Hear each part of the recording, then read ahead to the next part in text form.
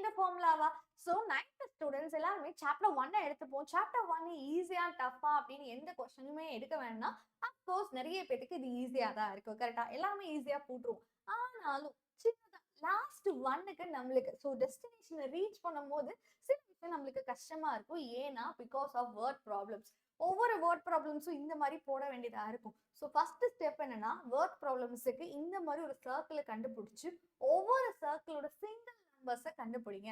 இதுல எந்த number ma'am first கண்டுபிடிக்கணும்னா, சென்டர் மோஸ்டா இருக்க X7 ஃபர்ஸ்ட் கண்டுபிடிக்கணும். அதுக்கப்புறம் X5 தனியா, X6 தனியா, X4 தனியான்னு அந்த மாரி இன்டர்செக்ஷன்ஸ ஃபர்ஸ்ட் கண்டுபிடிச்சிடணும். அதுக்கப்புறம் தான் ஓவரால் சர்க்கிள் வேல்யூஸ் எல்லாமே கண்டுபிடிச்சிடணும். இது எல்லாரும் பண்ணிட்டா கூட கொஸ்டின்ல என்ன கேட்டிருக்காங்கன்னு தெரியல மேம். எனக்கு ஃபார்முலாஸ் தெரியும். எல்லா ஃபார்முலாஸும் தெரியும்.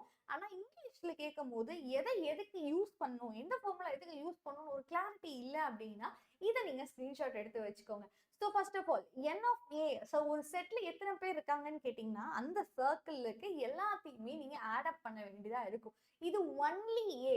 ஒன்லி Aனா என்னதுன்னா, A மட்டும் தான். அதாவது அந்த சர்க்கிள்ல இருக்கு இந்த பார்ட் X3 பார்ட் மட்டும் தான் அப்படிங்கிற மாதிரி. இப்போ ஒன்லி ஏனா X1, ஒன்லி பினா X2 அலோன், ஒன்லி சினா X3. இன்டர்செக்ஷன்ஸ் யாருமே வர மாட்டாங்க. இன்டர்செக்ஷன்ஸ் எல்லாத்தையுமே நீங்க அவங்கள இருந்து மைனஸ் பண்ணிடுவீங்க. இந்த மாதிரி என்னென்ன இருக்கு அப்படிங்கிறத ஒரு செக்லிஸ்டா கொடுத்துருக்கேன். இந்த லிஸ்ட்டை மறக்காம ஸ்கிரீன்ஷாட் எடுத்துக்கோங்க. அண்ட் இந்த மாதிரி டிப்ஸ் நம்மளுக்கு வேணும் அப்படின்னா இந்த சேனலையும் சப்ஸ்கிரைப் பண்ணிக்கோங்க.